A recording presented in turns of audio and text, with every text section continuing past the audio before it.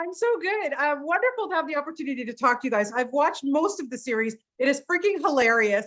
And let's start with you because you get to really expand and we really get to find out a little bit more about your character, about Peter. Tell me how exciting it was for you. It was wonderful. Have you seen the film Ghostbusters where that man, Dan Aykroyd, he's like, let's think of something scary. And then it becomes the Marshmallow Man who's 55 stories big. That's me in Pitch Perfect Bumper in Berlin, as opposed to in Pitch Perfect 2, where I'm just a small little marshmallow, perhaps good for 1 or 2 s'mores. I'm speaking in metaphors, of course. Of course you are. Although I would have liked to seen a singing marshmallow. I think that was missing. Season 2, baby. Yeah. There you go. Yeah, no, it's so much fun. Jameela, I mean, holy mackerel. I don't even know what to say about Gisela. Gisela, right? You got to say that a few times. Jesus, man, her alone. A gift from God, this role. I know, it was such a fun, ridiculous role. And I think the costume department, the hair team, they let me do my own makeup. It was just, we just went full kind of, we pushed every single thing about her as far as was like bearable, and that was really fun. And I got to like put that into her personality as well. I think she might be the most vile of all of the women I've played so far, and I'm always on a challenge to one up myself, but I think she might be the top tier. Yeah, I don't know how you're going to out-vile yourself now. I know. I'm just not ready to play nice people. I'm really enjoying being the bad guy. It's so sumptuous.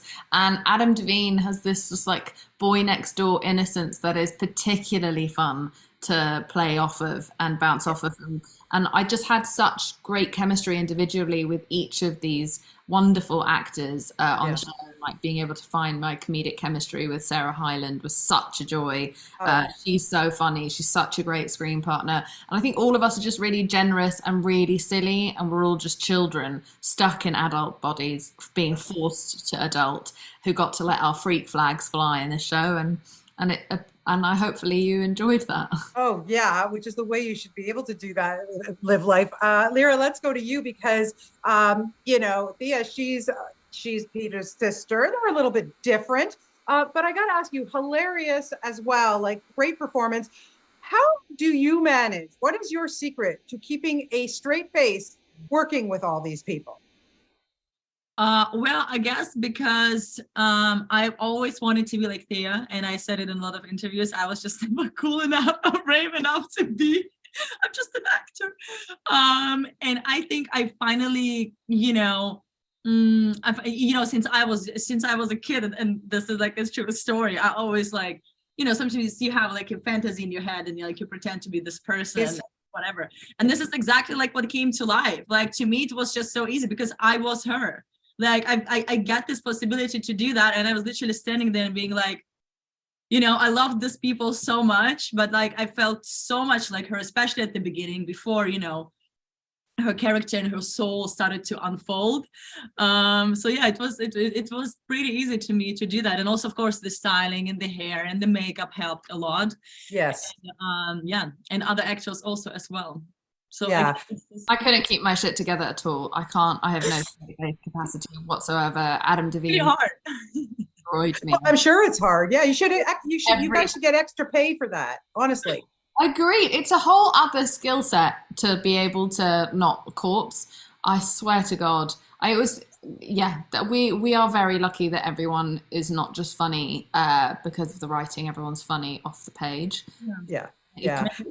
Flula, I got to ask you, I mean, I am a huge theater geek. I love show tunes, but I love a cappella. I love it.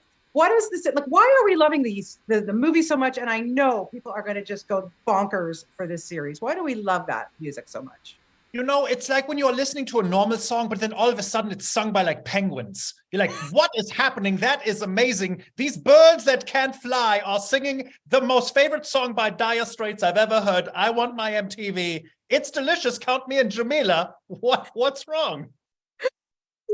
I also think that a cappella you need a great voice, and as I like to say, that music needs no language, so it doesn't matter in which language it's it truly, if you hear Sarah Hyland singing, Yes. You're gonna have goosebumps, and also the lyrics, and and all of the music in the show. I was so surprised. I've never. These are truly great songs in there, and like when you hear Sarah Hyland singing, like in these beautiful lyrics, also. I mean, it's like honey. You get goosebumps, your heart gets warm. It's everything, but also Jameela's songs, which are, I mean, my songs are nonsense songs. My songs are nonsense songs. And your whole performance, they were deliberate nonsense songs, and I was doing a deliberate nonsense voice. You are performance artist. You are an entertainer. But what I think about a cappella is that, like, I think a cappella brings out our inner child. It's like that's how we first ever learned to sing, like in a choir at school. Yes. Yes. Really like comforting and really pure about a cappella. And I think that kind of runs through our whole show. There's something really pure and childish and evocative of our childhood dreams. Even just like Bumper getting a phone call and being told he has to go to the other side of the world because his dreams come true. That's how we think life's going to pan out when we're children. Yeah. And so it's just a lot of that. And I think Adam Devine is a master at bringing like the most childish part of himself to everything. Absolutely. Well, the more nonsense, the better. And season 2, Flula, I want to see penguins and marshmallows singing, okay? Let's make this happen, Peacock. Okay. Are you listening? Get out loud. It's one of promises you are making to every journalist in each one of these unhinged interviews. Or peacocks. Let's do this. Better be peacocks singing. Never mind penguins. Okay, guys, I got to wrap. Thank you so much for your time, and thank you for this series. It's hilarious. Thank you.